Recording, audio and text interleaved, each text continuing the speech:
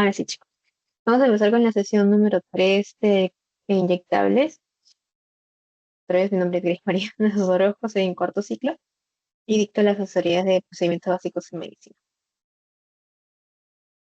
¿Cuál es el contenido de esta clase? Vamos a ver la definición de inyectables, vamos a ver lo que es la asepsia y antisepsia, los equipos utilizados, los tipos de agujas, cómo se hace una venoclisis, tipos de inyecciones y las complicaciones que pueden tener estas si las hacemos mal. ¿Ok? Como siempre, vamos a empezar con una pregunta de los temas pasados, así que vamos, si alguien quiere participar, no hay problema, me avisa. A ver, dice, marque la opción correcta sobre los valores normales de temperatura, frecuencia respiratoria, pulso oximetría, pulso o frecuencia cardíaca y presión arterial. ¿Quién me podría decir la respuesta? Que saben, claro, si es que quieren participar también.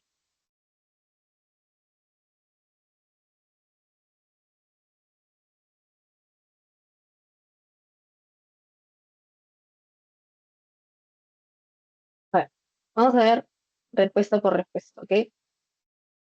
A ver, entonces primero vamos a localizar temperatura. Temperatura, los valores normales son de 36,5 a 37,5. Entonces, de arranque, la primera no puede ser. ¿Ok? Luego, tenemos la segunda opción, que dice temperatura de 36,5 a 37,5. Es correcto. Esta sí. Ahí está bien. Vamos bien, entonces. Luego dice frecuencia respiratoria de 16 a 20 respiraciones. Ahí ya estamos mal. Porque la frecuencia respiratoria, como les había dicho en las anteriores clases, es De de 10 12 a 20 respiraciones por minuto, promedios de 14 a 16, pero en general es de 10. de 12 a 20 respiraciones por minuto, La pulsioximetría dice aquí en esta opción de 95 a 100. Nosotros habíamos quedado en la clase de la primera clase que era el normal, era de 96 a 100. Entonces esta tampoco es. Frecuencia cardíaca de 60 a 100, esa sí está correcta, y presión arterial de 130 sobre 70 no es correcto, o sea, cuando la sistólica es más de 130, ya se consideraría una prehipertensión, ¿ok? Entonces la segunda tampoco es. La tercera, temperatura de 36,5 a 37,5 está bien. Frecuencia respiratoria de 10. de 12 a 20 respiraciones por minuto, Pulso oximetría, o sea, saturación de oxígeno del 94 a 100%. En este caso no es así. Como les había dicho, es del 96 al 100. Frecuencia cardíaca de 80 a 120 latidos por minuto. Eso tampoco está bien. El estándar es de 60 a 100 latidos por minuto. Y la presión arterial como un número de intervalo, ¿no? De 110 sobre 70, que saben que lo normal para una presión arterial estable es menor a 120 en la sistólica y menor a 80 en la diastólica. Sin embargo, esa respuesta no es porque no todas van con los valores normales. Entonces, por ende, la respuesta, la número 4, sería la respuesta correcta, que vendría a ser temperatura de 36,5 a 37,5.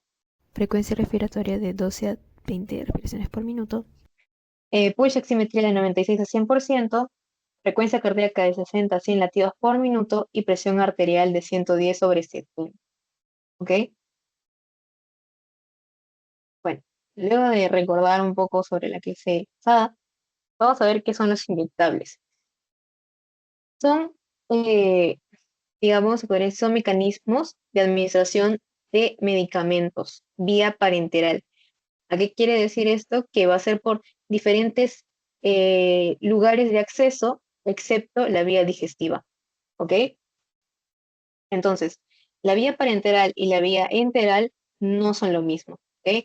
Difieren, no es lo mismo. Como les decía, la vía parenteral es donde se puede administrar medicamentos, solución salina, sangre, transfusiones, etcétera, mediante diferentes vías que no sean la gástrica, la vía de la digestión, ¿ok?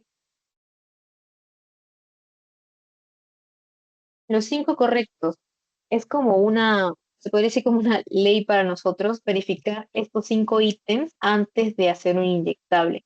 Tenemos que verificar que el paciente sea el correcto. tenemos que verificar que este medicamento que le vamos a administrar a nuestro paciente es el que ha sido prescrito.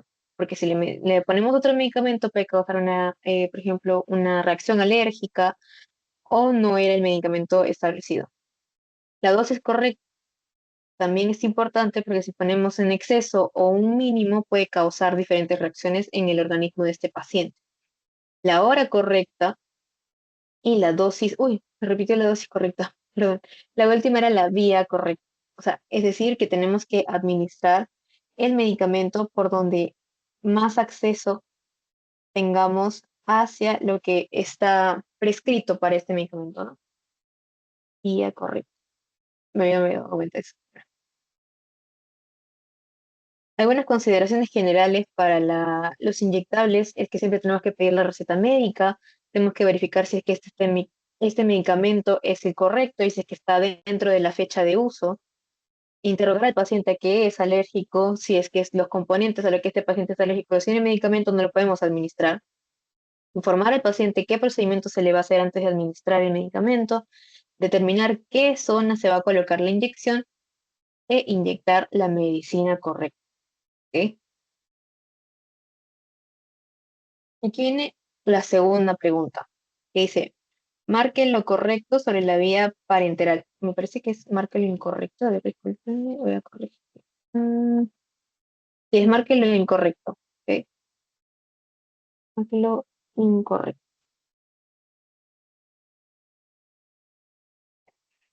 Vamos a marcar lo que no es cierto sobre las vías parenterales. Que les había dicho que es todas las vías que no corresponden a la vía digestiva para administrar medicamentos, soluciones, volúmenes, etcétera. Entonces, la primera dice, la vía parenteral evita el paso del medicamento por el gastrointestinal. Esa es correcta, porque sí, como les estaba diciendo hace un ratito, que la vía parenteral va a administrar diferentes soluciones por otras vías que no sean el del tracto gastrointestinal. Vamos a ponerle una X, que esta no es la respuesta, ¿ok? Ok. Luego dice, la vía parenteral es la única vía que permite la administración de medicamentos en grandes volúmenes. No, esta es la incorrecta. ¿Por qué? Porque la vía parenteral no es la única vía que existe para administrar medicamentos. Como les digo, también existe la vía enteral o la vía, incluso en algunos pacientes que es un poco más complicado, la vía rectal. Entonces, ese enunciado, al solamente decir que esta vía es la única, ya está siendo muy restrictivo. Entonces, esta respuesta es la incorrecta. O sea, es la correcta porque está incorrecta sobre la vía parenteral. Pero vamos a revisar las siguientes oraciones.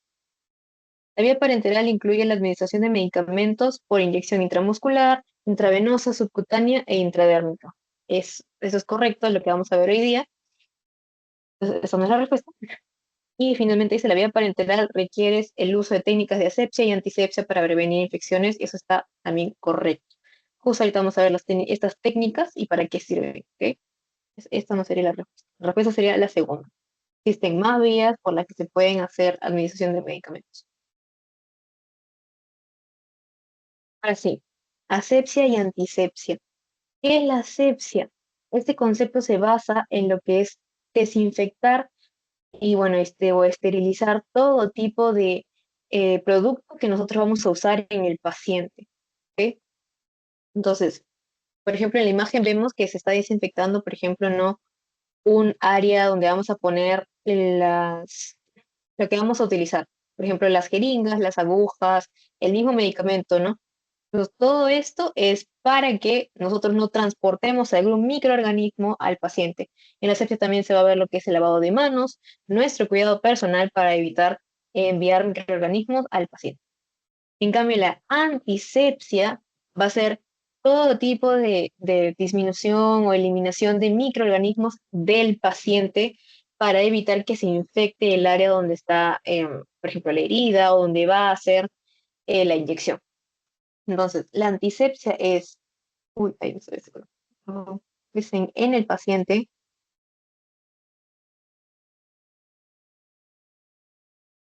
y la asepsia es en los productos utilizados para el paciente. nosotros siendo parte de los productos. Hay mecanismos para poder contribuir a lo que es la asepsia y la antisepsia. ¿Ok? Estos dos mecanismos, que es la desinfección y la esterilización, forman parte de lo que es la asepsia. ¿Ok? Me había olvidado darles un ligero tip de acá. Entonces, la antisepsia. Nosotros tenemos que desinfectar la zona donde se va a poner la inyección.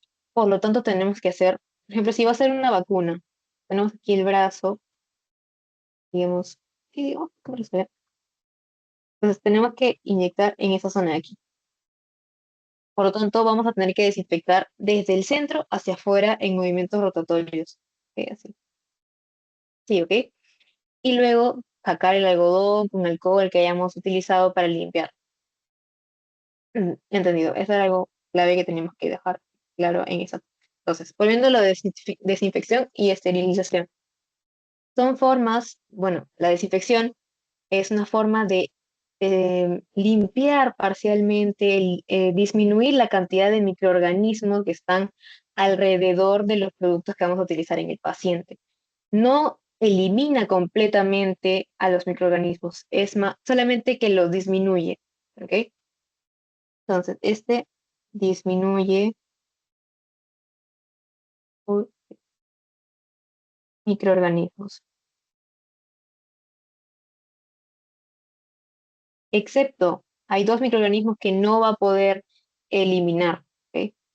Excepto virus o esporas, ¿ok? Y la esterilización es un procedimiento ya muchísimo más invasivo, se podría decir, para los microorganismos, porque este los va a eliminar completamente. Elimina microorganismos. Elimina microorganismos, ya aquí sí se incluye lo que es eliminar virus y esporas. Por lo tanto, los lugares esterilizados son como, por ejemplo, una sala de cirugías, el área del UCI tiene que ser un área bastante limpia, bastante esterilizada, ¿no? Por ejemplo, ¿qué equipos se utilizan en lo que es las inyecciones? Por ejemplo, tenemos las agujas que se van a dividir según colores, según calibre y según la longitud de la aguja. Tenemos las bránulas que son utilizadas junto con las agujas, que son, digamos, un equipamiento que se va a utilizar para evitar tener que pinchar al paciente a cada rato para administrar medicina. Entonces, la gránula se va a quedar dentro del paciente, más no la aguja. ¿Ok? Tenemos la jeringa, que también va a llevar volumen de líquido del medicamento, o, bueno, sí, del medicamento más que nada, ¿no? Y también ese tiene tamaños y formas. Equipos utilizados, también tenemos el equipo de venoclisis. Vamos a ver más adelante de qué se compone estos equipos. Las llaves de doble o triple vía, como por ejemplo para administrar varios medicamentos al mismo tiempo. Y las ligaduras de Hebe, que son utilizadas, por ejemplo, cuando vamos a hacer una extracción de sangre para concentrar la cantidad que es lo que vamos a extraer. ¿Ok? Ahora sí. Vamos a ver tipos de agujas. He aumentado varios ejemplos en estos tipos porque son varios colores, es un montón, pero no se preocupen, pronto lo irán aprendiendo. ¿Ok? Primero vamos a ver el color naranja. El color naranja tiene un calibre de 25 gauges. La medición del calibre es en gauges y un gauge eh, equivale a 0,02 milímetros. Mientras más gauges tenga por ejemplo, esta aguja, mucho más pequeño va a ser, digamos, el espacio por el que va a pasar el medicamento. Digamos que, por ejemplo, tenemos acá la aguja que tiene un bisel, ¿ok? Es la aguja. Y el bisel es el orificio por el que va a pasar el medicamento. Entonces, mientras más gauges haya, más pequeño va a ser esta aguja, por lo tanto el bisel va a ser muchísimo más pequeño, entonces no va a poder pasar grandes cantidades de medicamento, de líquido, etcétera, ¿no? Por ejemplo, tenemos, como les digo, el color naranja, que tiene un calibre de 25 gauges, una longitud de 5 a 8 pulgadas, y el uso es subcutáneo para vacunación. Entonces, solamente se va a poder utilizar en la segunda capa de la piel, la parte subcutánea, bueno, la tercera la capa de la piel, perdón, en la parte subcutánea. Luego tenemos la aguja de color marrón, que es la de calibre, que también, de calibre, perdón, de 26 gauges, de longitud de 12 milímetros, y va a ser de uso de administración de fármacos. Más que nada la administración de fármacos que no sean para una emergencia o para un directamente son, si no me equivoco, son intradérmicos, algunos.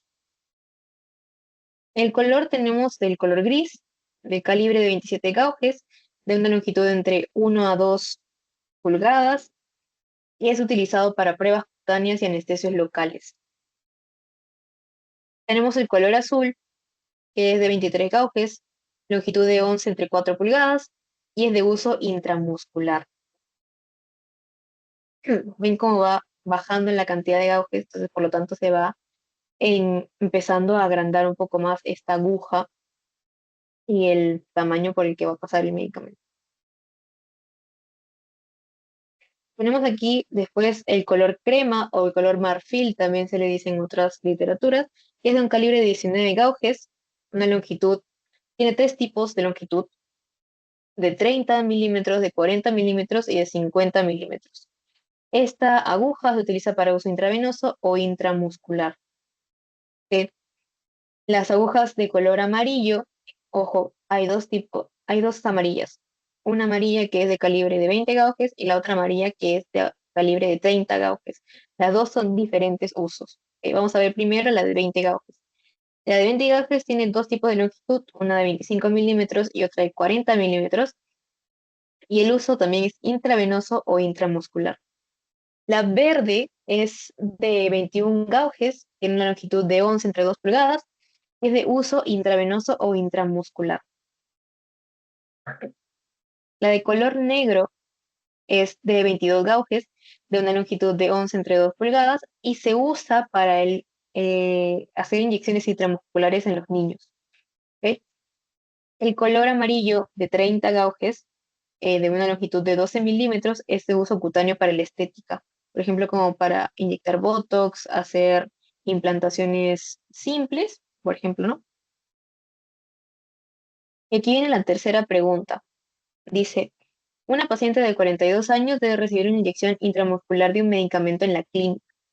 La enfermera está preparando el equipo y debe elegir la aguja adecuada para el procedimiento. Marque cuál sería la más adecuada para este caso.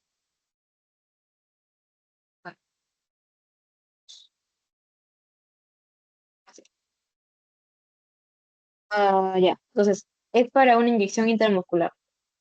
De las que están aquí, ¿cuál de ustedes de lo que acabo de decir es la que se usa para inyecciones intramusculares? ¿Quién me podría decir cuál es la respuesta?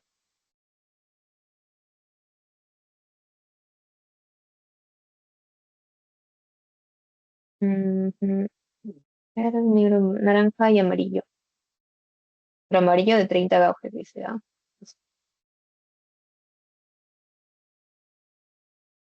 Vamos a ver cada uno, ¿ok?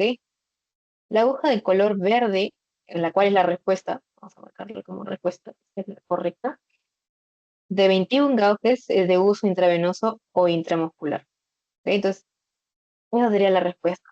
Si te dijera que es un niño, por ejemplo, un paciente de 10, de 8 años, que tiene que recibir una inyección intramuscular, se usa la aguja de color negro. ¿Ok? Esta es intramuscular pediátrica.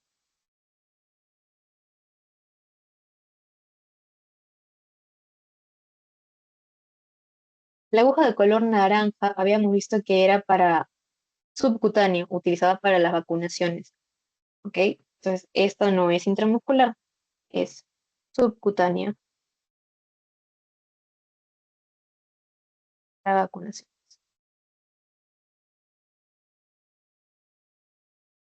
Y la aguja color amarillo de 30 gauges, ojo, de 30 gauges, les había dicho que había dos tipos de la aguja de color amarillo, es utilizada para más que nada para el uso en la estética. ¿Ok? Es bien finita y bien corta, como se dan cuenta en la imagen. ¿Ok? La de 20 gauges sí es de uso intramuscular. ¿Ok? Ahora sí. Hasta ahí todo claro, chicos. Necesitan que vaya un poquito más despacio, que explique algo más en específico, o todo bien. Me aviso. ¿No?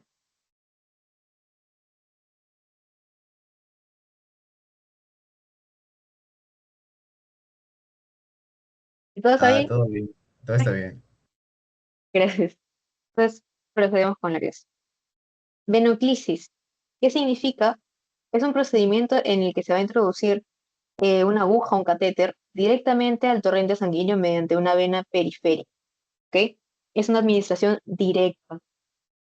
Este equipo de venoclisis se conforma por una cámara cuentagotas con extremo en punta y un sistema de ventilación, un tubo de cauche delgado, una llave reguladora de flujo y un extremo con conector Luer. El conector Luer es un tipo de conectores utilizados para el equipo de venoclisis. Vamos a identificar estos números en la imagen. La llave reguladora de flujo es esta, la número 3. El extremo con conector Luer es esta de aquí, este. Ahí se va a conectar la aguja y todo lo demás. La aguja con la bránula. ¿Ok? Luego tenemos el tubo, que es este, el tubo de caucho, es el 2. Finalmente tenemos la cámara cuentagotas con un extremo en la punta y un sistema de ventilación. ¿Ok?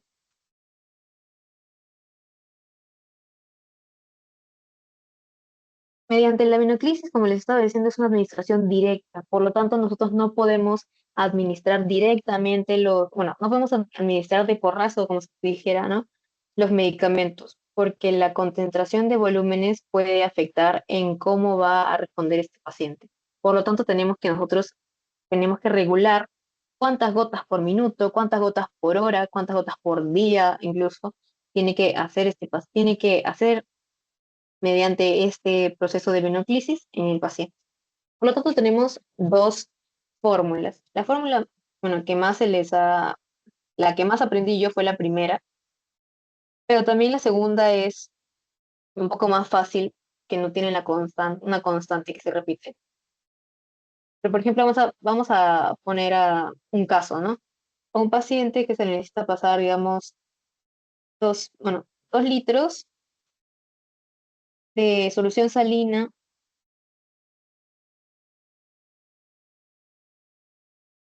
en 16 horas, digamos, ¿no? Un ejemplo. Entonces, nosotros vamos a tener que pasar el volumen a mililitros. Entonces, tenemos 2 litros. En mililitros sería ¿cuánto? 2000 mililitros. ¿Ok? Tenemos el 3 que es una constante,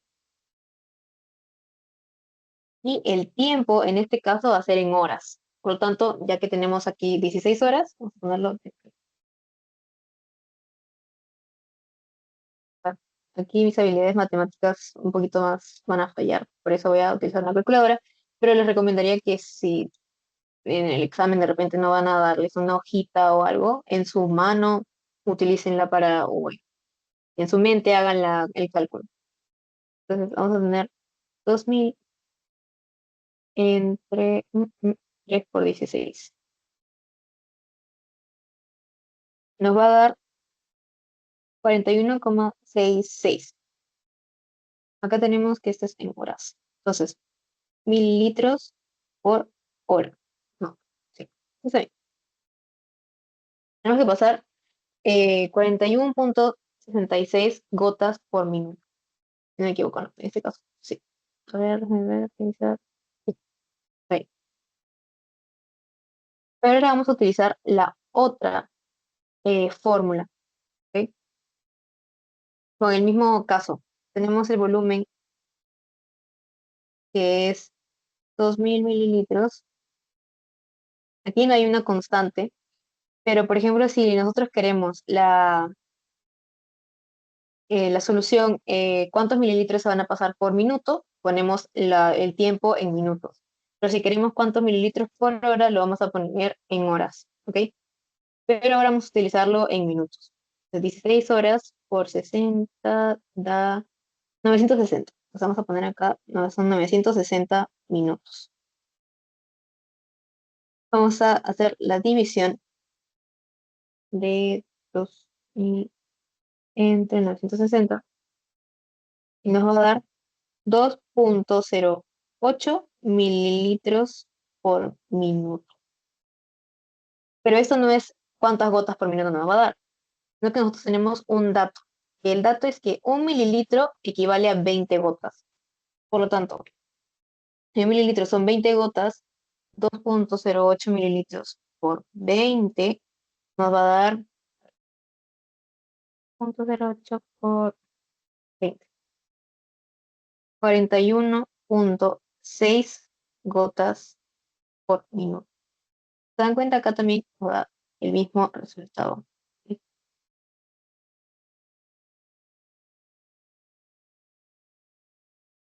Pero si no me estoy mal, creo que se redondea, por lo tanto vamos a ponerlo que es 42 gotas por minuto.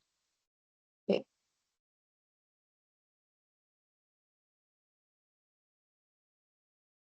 ¿Entendió esta fórmula?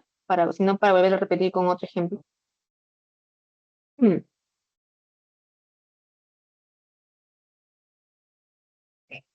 ¿Se entendió? Vamos a pasar a la pregunta, que es con la misma fórmula. Dice, el paciente varón de 60 años necesita recibir 1.500 mililitros de solución salina normal de cloruro de sodio al 0,9% por vía intravenosa en un periodo de 8 horas. Calcular las gotas por minuto. Siempre bien que les están pidiendo calcular, porque de repente les piden calcular cuántos mililitros por hora o mililitros por minuto, y ustedes calcularon las gotas por minuto, pero ya perdieron el dato de los mililitros por minuto. Entonces, siempre tienen que ver qué les están pidiendo. Entonces, en este caso, nos están pidiendo gotas por minuto. Vamos a usar las dos fórmulas.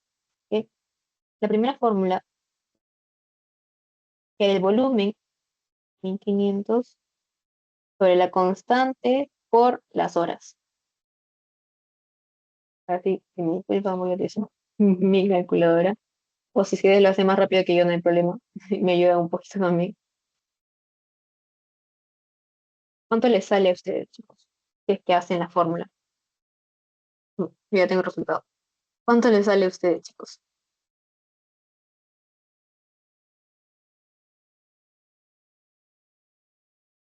Es matemática. Ah,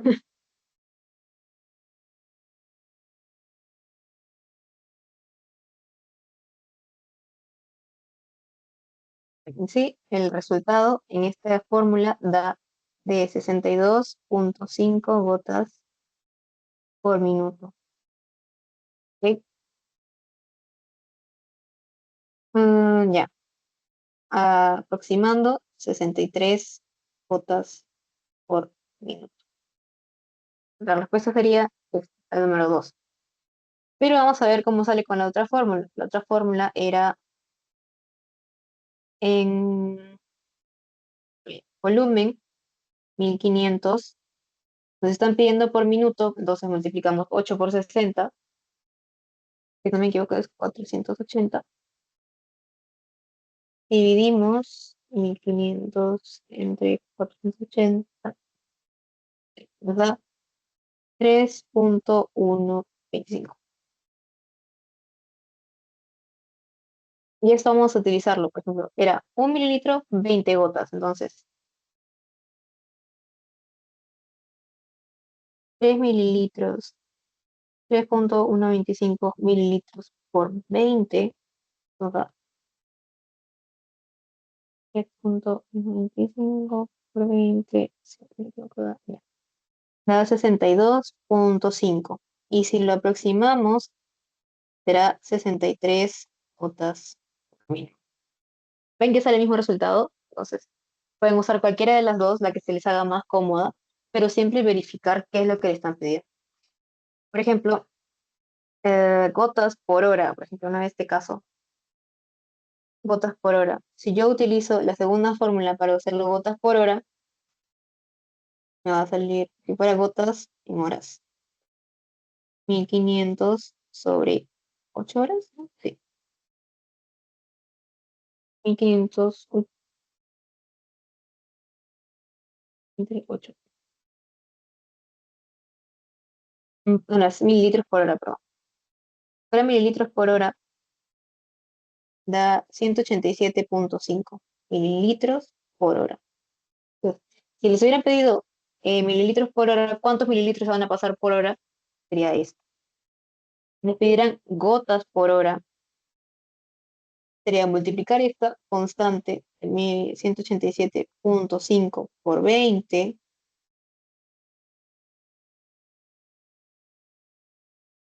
Ahí sí sale 3.750 gotas por hora.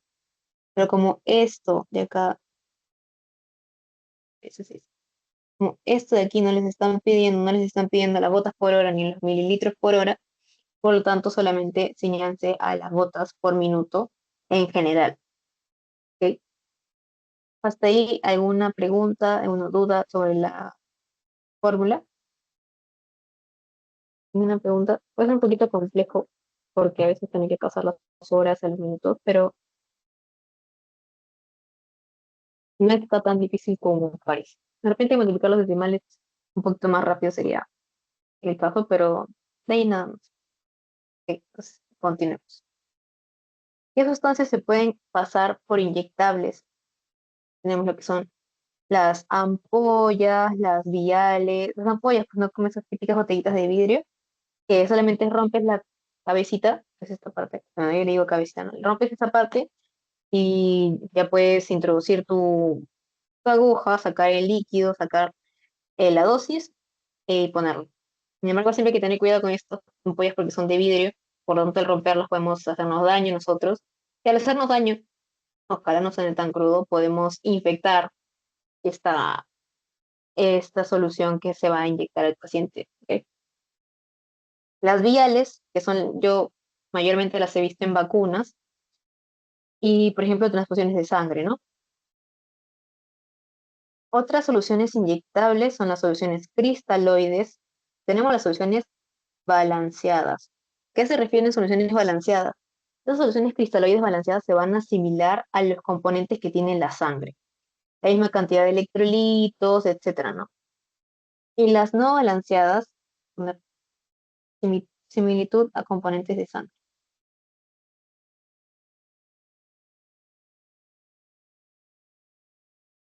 Componentes en sangre.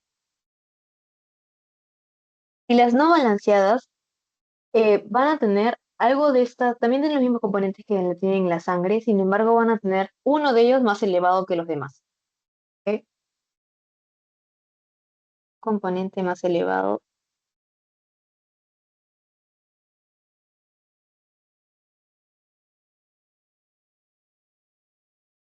Las soluciones cristaloides también está lo que es el suero, por ejemplo, ¿no? Y luego tenemos las soluciones coloides, como son la albúmina humana. ¿Qué más?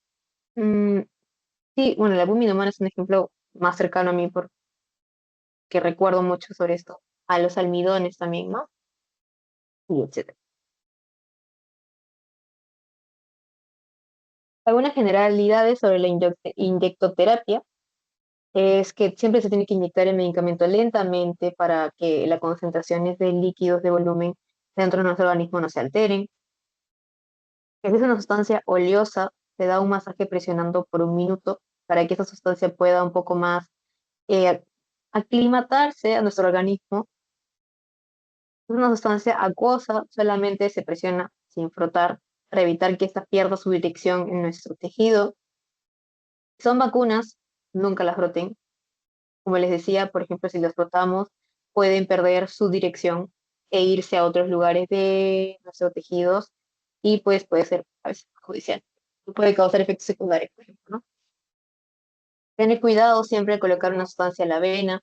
Pueden que no agarren en la vena, agarren otro tejido, entonces ahí perdimos. Y el bisel siempre tiene que estar a la vista de la persona que está inyectando, por lo tanto tiene que estar siempre hacia arriba. Les había dicho que el bisel era el orificio que tenía la agujita así, es el bisel. ¿Ok? Y ahora sí, los tipos de inyectables. Tenemos la intramuscular, la subcutánea, intravenosa e intradermal. La piel tiene varias, bueno, no solamente la piel, sino esto, nosotros en nuestro organismo tenemos varias capas en las que podemos pasar para llegar hasta el hueso. Entonces, las capas de la piel, los dos, sí, las capas de la piel que tenemos son la epidermis y la dermis. Debajo de estas dos capas tenemos el tejido celular subcutáneo, o mejor conocido como grasa.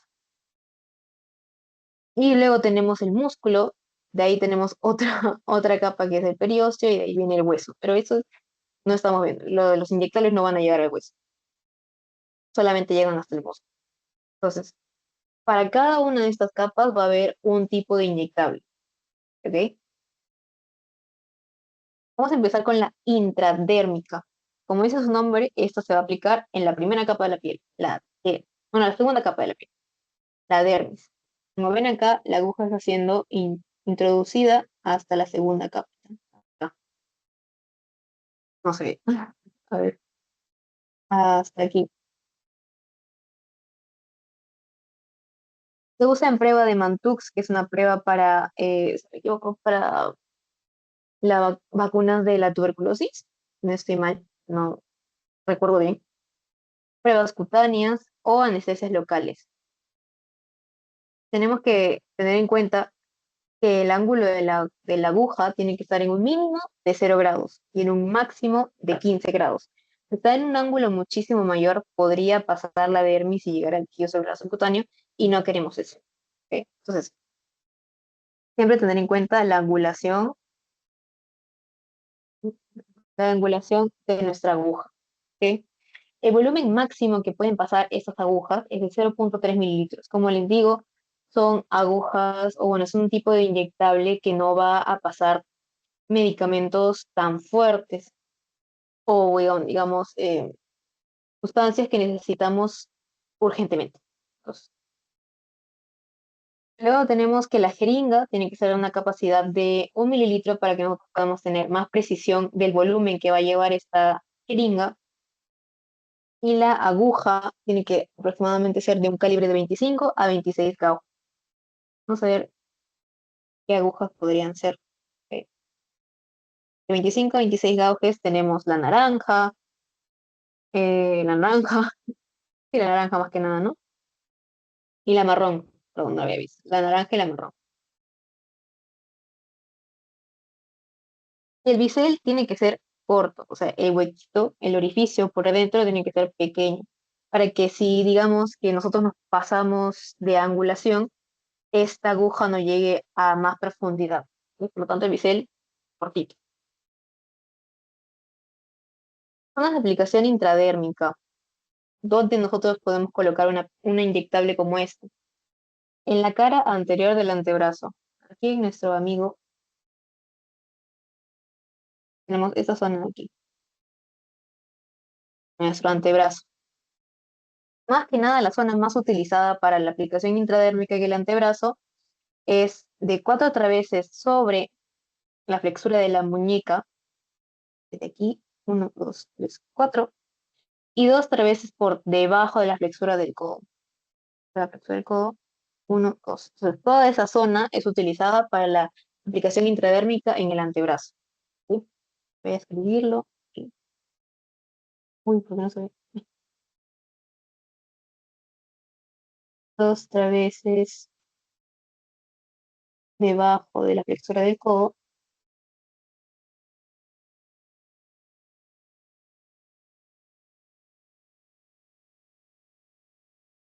y 4 traveses sobre la flexura de la muñeca.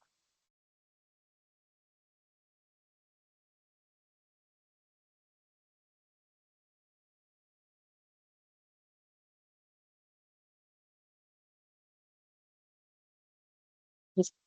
Luego tenemos, uy, no, ¿dónde era? Era arriba. Luego tenemos la cara anterior y superior del tórax. Y esto va a ser por debajo de las clavículas y sobre lo que es esto, antes de llegar a los pezones, ¿no? Tenemos aquí la clavícula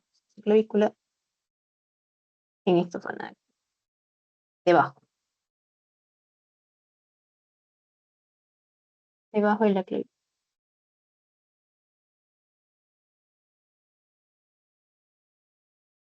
Y también tenemos una parte posterior en la que se puede utilizar y es en la parte de la altura de las escápulas, ¿no? Entonces acá tenemos como este dibujito tiene marcado las escápulas, acá más o menos de ese tamaño, sí, en este área, donde está rojito. Ahí, ahí están las. O otro nombre del escápula se dice omóplato, ¿ok? Altura de las escápulas.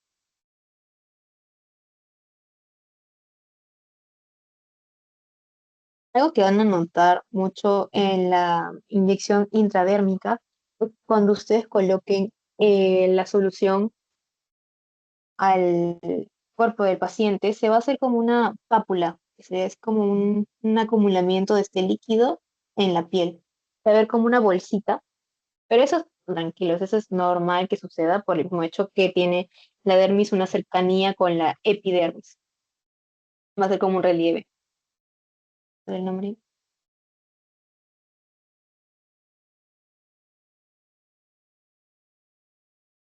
Luego tenemos la subcutánea. Como dice su propio nombre, se aplica en el tejido celular subcutáneo. Como les decía, es esta de aquí, esa zona de acá es la grasita, la grasa. Por esa zona se van a pasar insulina, heparinas. La heparina es utilizada para favorecer la coagulación de la sangre, vacunas, por ejemplo, y otros fármacos. La aguja tiene que estar en un ángulo de 45 grados. ¿Ok? Como les decía, las angulaciones son importantes para evitar traspasar a otro tejido. El volumen máximo que se puede pasar por este tipo de inyecciones es de 1,5 a 2 mililitros. La jeringa tiene que tener una capacidad entre ese rango de volumen máximo que nosotros tenemos, pasar. Y la aguja tiene que ser de calibre de 25 a 27 gauges. Como habíamos dicho, la naranja, la gris, y si no me equivoco también hay otra de 27 y la marrón. La naranja, la marrón y la gris pueden ser utilizadas para la subcutánea. Y el bisel tiene que ser medio por el hecho de que ya estamos pasando un poco más debajo de la dermis, que es una capa más gruesa que la epidermis. ¿Cómo vamos a hacer esta función para el área subcutánea? Tenemos que agarrar, como ven en la imagen, voy a hacer el zoom. Tenemos que agarrar el tejido, tenemos que agarrar la piel y todo el tejido tenemos que hacerlo como un peñiscón, se podría decir, ¿no? Un poquito más entendible. Entonces, la angulación, 90 grados, ¿ok? 90 grados, perdón, 45 grados. Entra en 45 grados, pasan el volumen que pasan el volumen, la solución que van a inyectar, sin dejar de peñiscar, van a sacar igual en 45 grados la aguja, ¿ok? Y ya cuando salga la aguja pueden soltar la zona y poner un algodón con un poquito de alcohol, por ejemplo, para evitar que se infecte la zona. Pero siempre hay que tener en cuenta que tenemos que pellizcar este lugar, la zona que vamos a utilizar para hacer la inyección. ¿Ok? Ya tenemos acá y una angulación 45.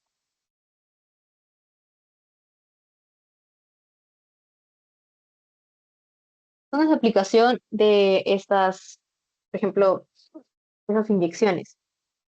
Tenemos el tercio medio del brazo, donde es casi siempre donde se ponen las agujas para la vacunación. ¿No? No, ahí arriba.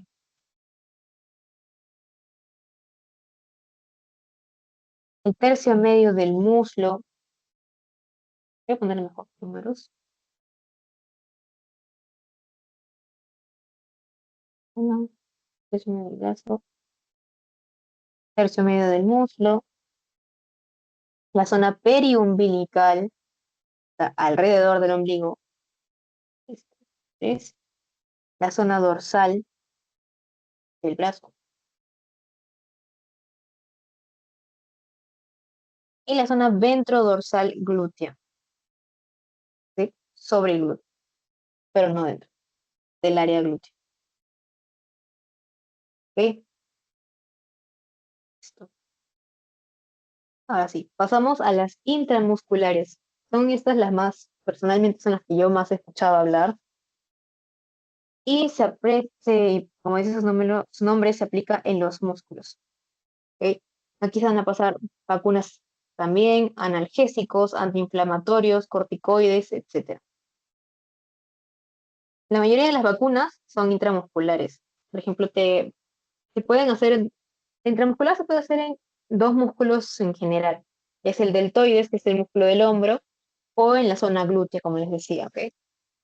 En el deltoides es igual las vacunas, y el intramuscular en los glúteos sí tiene tiene dos reglas, porque es muy importante el área glútea, porque tenemos un nervio que está pasando por ahí, que si nosotros hacemos mal esta inyección, podemos dejar una parálisis en el miembro inferior en el que estamos utilizando para hacer la inyección. Entonces siempre hay que tener cuidado en esta zona glútea. Antes de ver estas reglas, la aguja tiene que estar en un ángulo de 90 grados para que pueda llegar directamente al músculo. ¿Ok?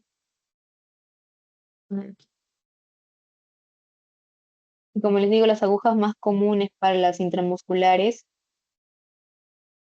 son la azul de 23 gauges. Ven que tienen una longitud bastante para que pueda ingresar. La crema también, que es gruesa. La amarilla de 20 gauges. La verde de 21. Ay, y ahora sí, vamos a ver dos reglas que tenemos que tener en cuenta para poder hacer esas inyecciones intramusculares en el área glútea. ¿Ok? Tenemos la famosa regla de los cuadrantes. Vamos a hacer una línea imaginaria, como si fuera un plano cartesiano, ¿no? Cuatro, bueno, dos ejes, perdón. Ay, no tengo, pues, dos ejes. Ese es el cuadrante superior exterior, el cuadrante inferior exterior, cuadrante superior interno, cuadrante inferior interno. El nervio ciático es el nervio que les digo que si nosotros pinchamos podemos dejar paralítico a nuestro paciente. Va a estar discurriendo por donde está la línea azul. ¿Sí? El nervio ciático va a estar pasando por aquí. Y no es un nervio delgadito. El nervio ciático es un nervio con bastante calibre. Es un nervio bastante grueso. Si lo digo yo que llevo anatomía el siglo pasado, lo he visto y es bastante, bastante grande. Entonces, abarca una gran cantidad de espacio. Si les parece sincera, podría ser hasta de ese tamaño. ¿Ok? Entonces, nosotros no sabemos cómo colocar estos intramusculares. Vamos a hacer matosanos, como se dice, ¿no? Bueno, el cuadrante que se tiene que utilizar para las intramusculares en los glúteos es el cuadrante superior externo o el cuadrante superior exterior. Ok, sería este. A ver, sí, hombre, este. Está pintado de verde. Este, dice, tanto en el lado derecho o en el lado izquierdo. Ok. Luego tenemos la regla de los tercetos. Esta me costó buscar información sobre esta, porque no soy muy, bueno, yo no la he utilizado mucho, no la he visto utilizar hace mucho, pero también cuando yo aprendí sobre esta me sirvió porque es similar al anterior, solamente que nosotros tenemos anatómicamente un área en un hueso, que es el hueso de la pelvis, y eso tiene un área que se llama la espina ilíaca anterosuperior. Y nosotros si la tocamos en nuestra cadera es una de las partes que más podemos sentir, si no me equivoco, es palpable, ¿ok? Está localizada, digamos, ¿no? Porque como es un dibujo aproximadamente en esa zona, ¿ok? Entonces, para la regla de los tercetos, ustedes van a trazar una línea imaginaria desde la espina ilíaca anterosuperior hasta la línea interglútea, que es esta de aquí. Van a trazar una línea imaginaria.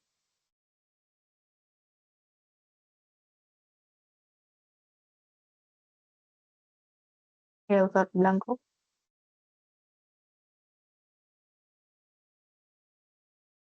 Al revés. Ya.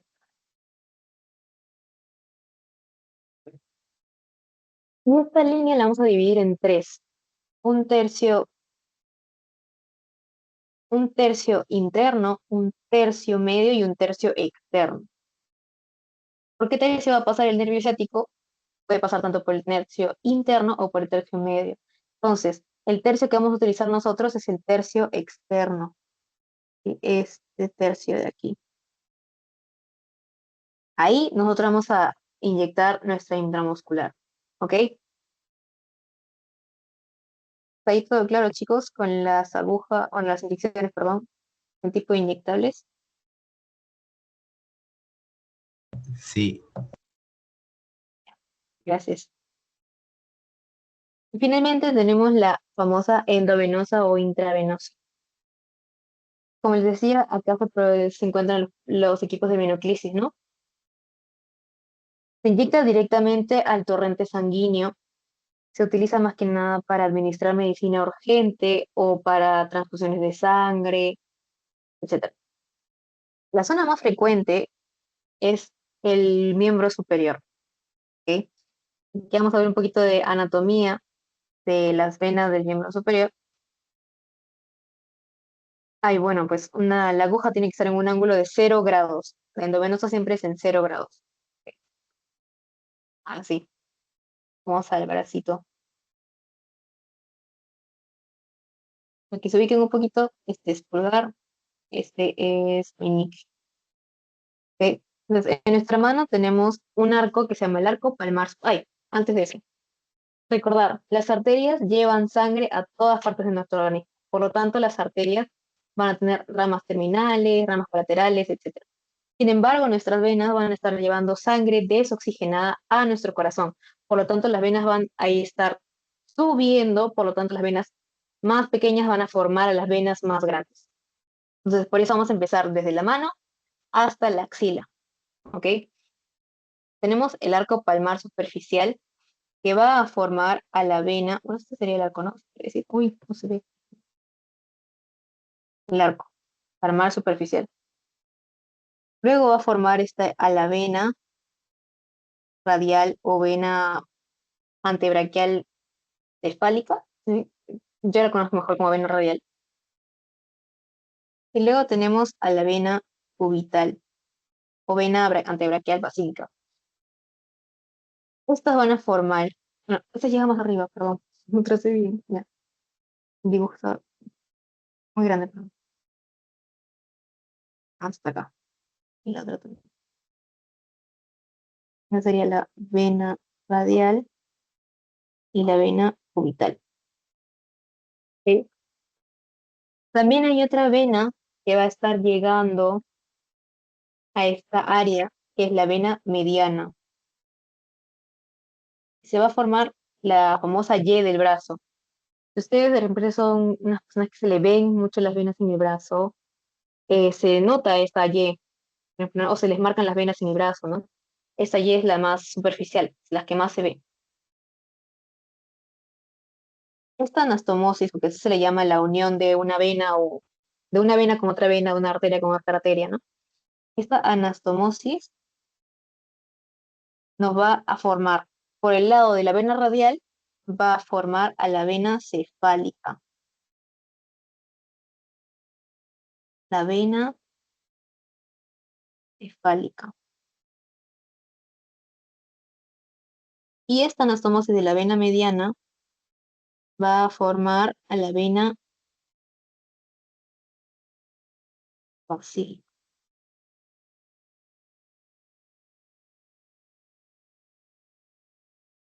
¿Ok? Mm.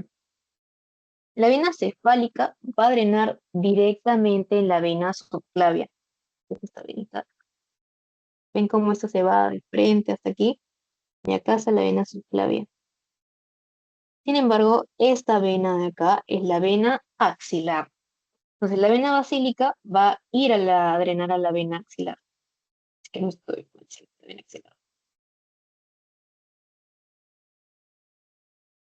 Y eso es en sí la anatomía venosa, se podría decir, del miembro superior. Que no es necesario que se lo aprendan así a máximo porque van a llevar un curso específico de esto, pero como en general para que si es que ustedes ya después de este curso quieren hacer inyecciones, tengan en cuenta la anatomía de las venas. Son más que nada las más utilizadas para la endovenosa. ¿Ok? Y luego tenemos la última pregunta. Un poquito larga, tenía que acostumbrarse a esas preguntas. Dice, paciente de 58 años que ha sido diagnosticado con diabetes tipo 2 y su médico le ha prescrito insulina de acción rápida para controlar sus niveles de glucosa en sangre. Además, también está recibiendo un tratamiento mensual con vitamina B12 debido a deficiencia diagnosticada. Durante una consulta de seguimiento, menciona que tiene dudas sobre las diferencias entre los tipos de inyecciones que está recibiendo. ¿Cuál de las siguientes afirmaciones es la correcta? No, es la incorrecta, perdón. La incorrecta. Vamos a ver opción por opción. ¿Ok? Las inyecciones intramusculares se administran en el tejido muscular, ¿está bien? Y suelen ser utilizadas para medicamentos que requieren una absorción rápida pero prolongada. Esta es correcta, o sea, la afirmación está correcta, pero estamos buscando aquí la afirmación incorrecta, por lo tanto, esta no es la respuesta. Pero sí está en la razón. Son utilizadas para una absorción rápida, pero no tan, un poquito más prolongada como la endovenosa, diferenciándose de la endovenosa, ¿no? Luego tenemos la segunda, que dice, las inyecciones subcutáneas se administran en el tejido celular graso subcutáneo y son adecuadas para medicamentos como la insulina, que necesitan una absorción más lenta y constante. Esa también está correcta. Como hemos visto en las inyecciones subcutáneas, aquí se utiliza para las inyecciones de insulina, de heparina, etcétera. Entonces, esta afirmación es correcta, por lo tanto no es la respuesta. Luego dice, las inyecciones intravenosas se administran directamente al torrente sanguíneo, correcto, y permiten una absorción inmediata del medicamento. Exacto. Y como va directo al torrente sanguíneo, no va a tener que pasar por otros tejidos para llegar a la sangre y poder recién transportarse, ¿no? Entonces, esta no es la respuesta, porque está correcta. Estamos buscando la incorrecta. Por lo tanto, la última dice, las inyecciones intradérmicas se administran justo debajo de la piel, eso está bien, y son utilizadas principalmente para la administración de grandes volúmenes de líquido. No, ¿ok? No son utilizadas para administraciones de volúmenes grandes de líquido, porque como les digo, la aguja que utilizada para las inyecciones extradérmicas son muy delgaditas y tienen un bisel bastante pequeño, bueno, un bisel bastante pequeño, como les decía, no un bisel corto. Entonces, no va a poder administrar grandes volúmenes de líquido. Aparte que también vimos que el volumen máximo de líquido que se puede pasar por las inyecciones intradérmicas es de 0,03 mililitros, si no me equivoco, 0,3, 0,03, 0,3, perdón, de 0,3 mililitros. Entonces, no podemos pasar volúmenes grandes y además que también no estamos pasando para una zona intramuscular o una zona subcutánea, sino estamos pasando una zona debajo de la epidermis. Entonces, si administramos muchos volúmenes, bueno, grandes volúmenes de líquido, se va a formar una pápula demasiado grande que podría, incluso creo que podría reventar. ¿Ok? Entonces, la respuesta correcta es la última. O sea, esa o sea, se podría decir que la afirmación incorrecta, pero en este caso la respuesta te pide la información incorrecta. Entonces, sería la respuesta. Finalmente vamos a ver unas complicaciones que podemos tener, bueno, que podemos tener en lo que es las inyecciones, inyectables. Que se forme un absceso, ese es el absceso. Es una concentración de pus, ¿ok? Por mala administración o mal uso de inyectable, ¿ok? Y se causó una infección, ¿ok? Tenemos el enfisema. ¿El enfisema qué es? Que pasa una burbuja de aire a nuestro tejido. Ojo, al tejido, no a la sangre. Pasa al tejido. Por lo tanto, se va a ver un poco más hinchada esta zona, ¿no? Por ejemplo, aquí vemos la mano del paciente antes y después. Es el antes, este es el después. Se ve bastante, notoriamente hinchada la zona, ¿ok? La embolia gaseosa. Este sucede cuando pasa una burbuja de aire a la sangre. Esta es bastante riesgosa porque puede obstruir el paso sanguíneo y bueno, podemos morir. Y en conclusión, podemos morir por una embolia gaseosa. Aquí era burbuja de aire en tejido y este es burbuja de aire en sangre. Listo. Ahí como ven falta una imagen, pero por términos de evitar que me bajen el video de YouTube, no voy a poner la imagen porque es un poco fuerte para la plataforma. Sin embargo, en sus PPTs hay varias imágenes de estas lesiones de nervios periféricos. De repente les está sorprendido un poco, pero así es la cruda realidad. Las lesiones de los nervios periféricos, como les digo, se puede causar por una mala inyección intramuscular y esto podemos dejar con nuestros pacientes con muchos efectos secundarios, como por ejemplo la parálisis. Y también incluso dolor, pero la más grave es la parálisis. Ok. Tenemos la sufusión hemorrágica. Técnicamente ven que toda este área está morada, está medio grisácea, verdácea, porque nosotros tenemos en nuestro organismo siempre nuestras venas, bueno, no siempre nuestras arterias van a estar acompañadas de una vena y un nervio, ¿ok? Entonces, nosotros mal administramos digamos, este medicamento y nos pasamos, de repente queremos tener una intravenosa y nos pasamos de la vena, tocamos una arteria y la dañamos, esta arteria obviamente va a sangrar, por lo tanto se va a ver se va a como ver morado, ¿no? No sé si es que les ha pasado a veces que a sus papás o a sus abuelos que mucho han ido, aunque les saquen sangre, siempre regresan o a los días se les forma como un moretón, ¿no? Eso se le llama succión hemorrágica. Bueno, en este caso la succión hemorrágica del paciente es un poquito más grave. La succión hemorrágica, cuando ustedes buscan imágenes, también se ve muchísimo más grave, así que hay que tener cuidado. Y la hipersensibilidad es cuando nosotros inyectamos un medicamento sin haberle consultado al paciente, si es que era alérgico de repente, o el paciente no sabía él mismo que era alérgico a este medicamento, y pues podemos causar una reacción alérgica. Como ven aquí hay bastantes áreas rosáceas, con rosácea, bastantes áreas con inflamación por la reacción alérgica. ¿Ok? Y listo, chicos. No se vayan, les voy a pasar su post-test. Pero muchas gracias por asistir a la clase. Y espero que les haya quedado claro. Si tienen alguna duda, me escriben. Así que voy a dejar la grabación y pasarle su post-test.